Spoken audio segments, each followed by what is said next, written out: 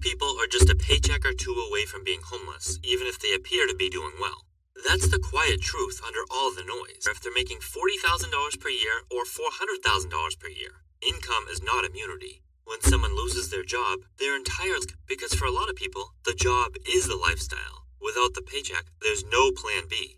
No backup, no cushion, just a hard. We live in a society where people earn more than ever, but many still sit on the edge of disaster. A lot of people look like they're winning, but they're just borrowing less. New car, luxury vacation, designer clothes, but it's all on payments. Credit cards, buy now, pay later apps, not wealth, it's just spending. The problem is that we confuse the image with the reality. We assume someone must be doing well because they're living big. They're just living stretched. Behind the scenes, it's stress, debt, and no real plan. Looking rich is easy. Building wealth is most people choose the first and never get around to the second. That's the illusion we're up against. We've come to associate success with what we see, the house and the clothes. But real wealth isn't visible. Real wealth doesn't show up on your wrist or your Instagram grid. It shows up in your bank statement accounts and your ability to go to sleep at night without worrying about what happens if you lose your job. The sad truth is, most people are low savers down, because they know one unexpected bill could knock over their whole house of cards. If I told you someone made $10 million per year, they're doing great. And income-wise, they are. But if they're spending $9.9 million, if they're saving nothing, investing nothing, and owning actually wealthy, no, they've just got a really, really good job. But even a $10 million salary can't protect someone who lives at their financial limit. That wealthy people don't rely on paychecks. They have ownership. They've built systems that produce income regardless of whether or not they're working. They have low. That's the golden phrase. More money comes in every month than they spend. That's when your money stops being a tool and starts being an engine. And powerful, the more fuel you give it. Wealthy people don't just make money, they keep it. They invest it. They use surplus income to buy income-producing real estate, stocks, and businesses. They don't take every raise and turn it into a lifestyle upgrade. They turn it into leverage, and they play the long game. People think in terms of ownership, not hours. They don't ask, how can I earn more for my time? They ask, how can I earn more without? That's the mindset shift that separates the wealthy from everyone else. Because when your entire financial world is tied to your ability to work, you don't own your time. Here's something that will probably surprise you. The people who can actually afford luxury don't always buy it. The people who could walk into a car dealer for a $200,000 car often don't. They're not chasing validation. They're chasing peace of mind. The truly wealthy person might be sitting next up, wearing a t-shirt and plain sneakers, scrolling through a portfolio that generates $40,000 a month in passive income. Meanwhile, someone else G-Wagon, checking their credit card balance before ordering a $7 latte. And if you don't believe it, just ask the people who see the numbers. If you're someone who works behind the scenes in finance, people who actually see the books, they'll confirm what you already suspect. A massive number of people who look wealthy are car salespeople, mortgage underwriters, financial advisors. They all tell the same story. The people with the flashiest watches, the loudest luxury taste, usually the worst financials. Car salespeople know the game well. Someone walks in, talking fast, dressed sharp, ready to test, but once the credit card report pulls, it's a mess.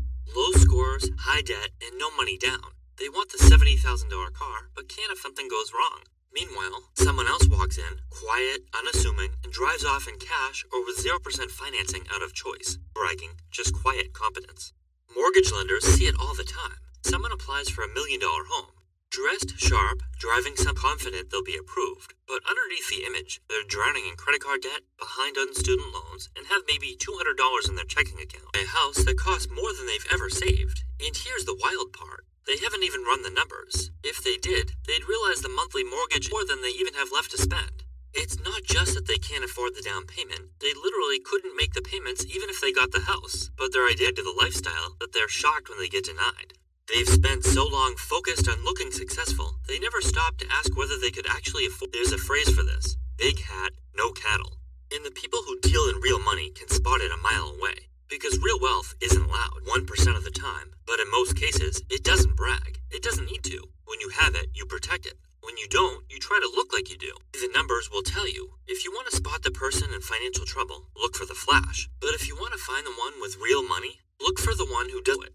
That's why you should never judge someone's financial situation by what they tell you. The guy with the Rolex and the $3,000 suit might be drowning in debt, whereas a 10-year-old Honda might own 4 rental properties and have no mortgage. One has status symbols, and the other has freedom. And here's the thing, only night.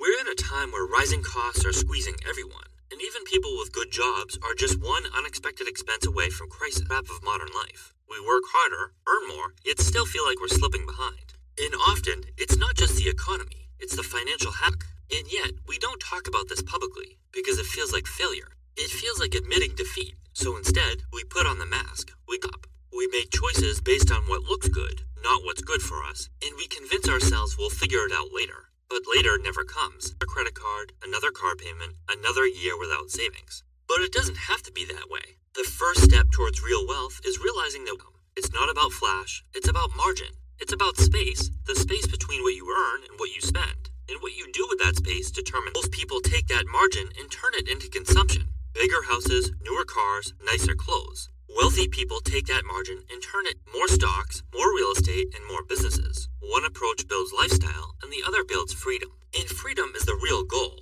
not just but time freedom, mental freedom, and lifestyle freedom. The ability to say no to a job you hate. The ability to walk away from stress and leave your family, to help others, and to create without pressure. That's what wealth buys you. Not stuff, but options. The reason most kind of wealth isn't because they can't, it's because they never shift their mindset. They never stop thinking like employees. They never stop thinking in terms of survival. Shift. If you can go from consumer to builder, from spender to investor, the game changes. Start by tracking your cash flow. Know where and build a buffer. Cut the extra fluff and increase your savings rate. Eliminate high interest debt, and the moment you have extra, don't ask what you can buy. Put it into assets. Let it grow, let it work. Because once compound growth kicks in, everything changes. There's a key to wealth when the income your investments generates starts covering your everyday expenses. Imagine spending $50,000 a year in your portfolio without having to lift a finger. And once you've hit that, every dollar you make becomes pure opportunity. You're no longer working to survive and pay bills. Expand. That's when money becomes exponential. That's when it starts moving faster than your effort. That's when true financial independence becomes real. Never experience that. Not because they didn't have the income, but because they didn't have the discipline or the patience or the clarity. They just can't see far enough that the moves they make today will pay off big at a future date. But the ones who do, they don't just get by. They thrive quietly without needing to show. Even though their assets bring in more income than their expenses, and the wealth just keeps growing, they rarely talk about it. In fact, many are reluctant to share that because they feel a bit embarrassed by how well they've done. So if you feel like you're behind now, if you feel like everyone else has it all figured out, take a breath. Playing dress up with debt. What you see is surface level. Wealth doesn't shout. It doesn't have to. It simply does its job, quietly and consistently. Others scramble after their next paycheck. You'll be creating something that keeps growing for you, even while you sleep. And before long, it will move so fast what to do with it.